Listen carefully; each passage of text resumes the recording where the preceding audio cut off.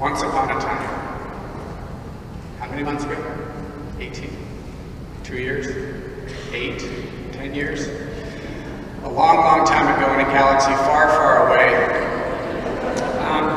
The university that Aaron and Jason graduated from, where I work, we have somewhat of a tradition that during spring break, our students literally go all over the country and in some cases all over the world. And they do mission work. True. They do mission work. And what they are able to do, and it's interesting that Aaron and Jason chose this gospel because the scriptures today, the gospel that is read today, Jesus was not only talking to the disciples, but he was talking to all the people who were one day going to go out in the world and do mission trips and tell this world that so desperately needs them that there's a God who loves them. Well, Jason and Aaron, apparently, a couple of years ago, decided to do a mission trip. I think they went to Europe. So they visited brother. And I always enjoy when the students come back from the mission trips because they tell wonderful stories about people that they met. And they tell about how God worked and about how God revealed himself in the missions and the sacrifice. I mean, they give up their spring break. Our students don't go to the beaches somewhere just to fool around. They go to wherever the Lord calls them. They sacrifice their spring break to be able to witness to the love of God. And I love to hear the stories when they come back. Oh, God did this, or this person had this great conversion, or this, that, and the other. That's what often happens on these mission trips. So Aaron comes back, and I was expecting her to tell me all the wonderful things that took place on this mission trip, working in the poverty of rural Arkansas. The only thing she talked about for weeks was him. Not a word about the ministry, not a word about his Jason, yada, yada, yada, yada. So what about the ministry? Oh yeah, that went well too. Proclamation of the gospel, yeah, we did that every night.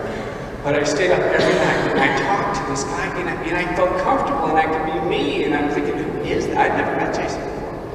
And I thought possibly it was the second coming. Serious. From the example of what Aaron spoke about, I expected this guy to walk across the pond one day and say, okay, Jason. That was my mission trip. So jump ahead however many months, and here we are. Jason and Aaron coming before the church, coming before the Lord, choosing these readings. And I was thinking about it. How the first time they met, the first time they spent time with each other was on a mission trip. And then I was thinking about the context of what they're doing here. Marriage, Christian marriage. It's different. And I was thinking perhaps it's fitting that your guys' relationship, your guys' life together began on mission.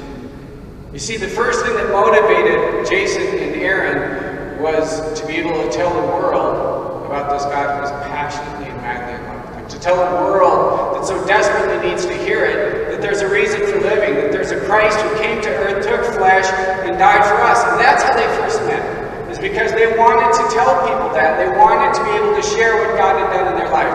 And it's fitting, brothers and sisters, that we are here today as they begin their life together in Christian marriage, because you're about to begin the greatest mission I think you'll ever experience.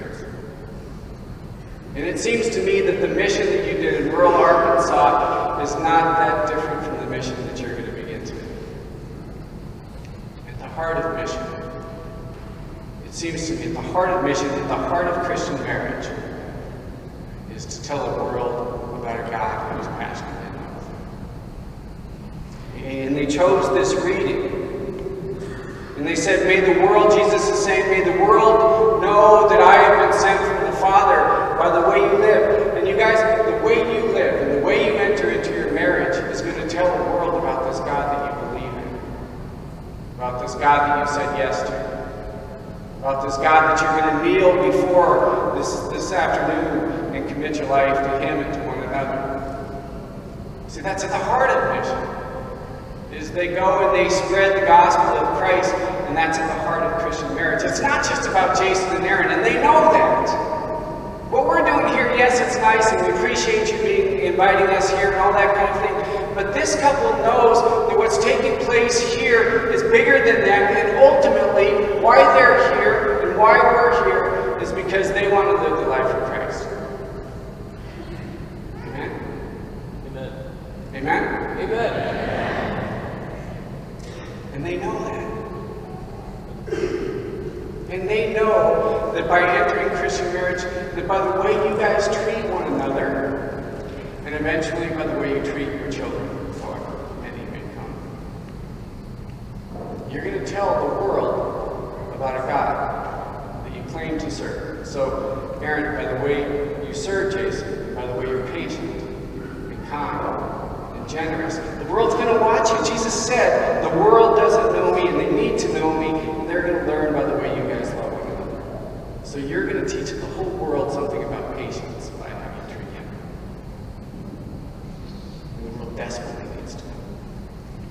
And in the same way you gave up your spring break so that you could tell the world about this God, you guys today are coming before the church, before your brother as the priest, and ultimately before the world and saying, the way we care and treat one another is going to tell them something about this God that we want to serve.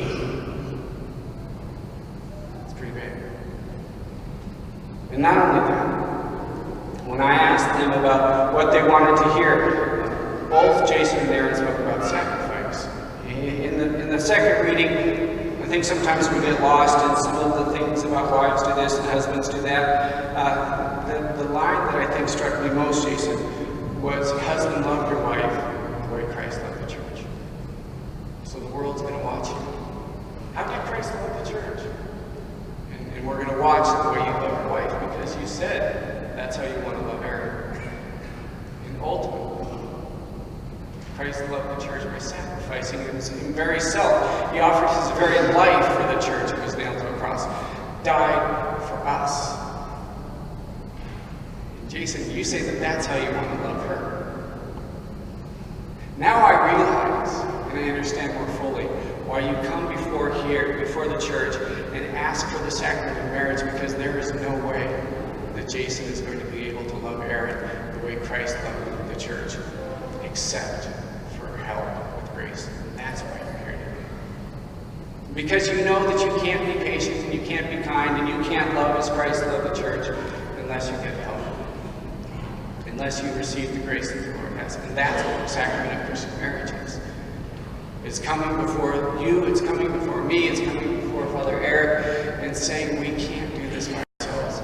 We need the church, we need the grace, so that we can begin to live this mission that the Lord's called you to teach this world, to teach me, to teach your families, that this is what the Lord's called you to. And ultimately, as Aaron and Jason have said, it's all gift. And that's what Jesus says, that Father, you have given them to me, they are the gift to me. And they know that. And they come before us, and they come before the Lord, and they say, thank you for the gift. How fitting it is that we come and gather around this altar, that as they come before the altar in the church, they realize that they need the help, and they have the greatest gift that they'll ever receive. And Aaron and Jason continue to come before this altar and receive the gift of the Eucharist, where you will be able to feed on Jesus' body and blood, and receive the grace to be faithful, to receive the grace to live this life, to receive the grace so as to be able to live this mission and teach this world that so desperately needs to know what it is to love, what it is to honor, what it is to serve, what it is to sacrifice, what it is to encourage. That's what you're here for today. You knew that's why you're coming here, right? Let us come together as a community, as a people of faith, and pray for Aaron and Jason as they begin another mission. A mission where they will walk together in the light of the Lord and teach us, and teach the world about a God who's passionate.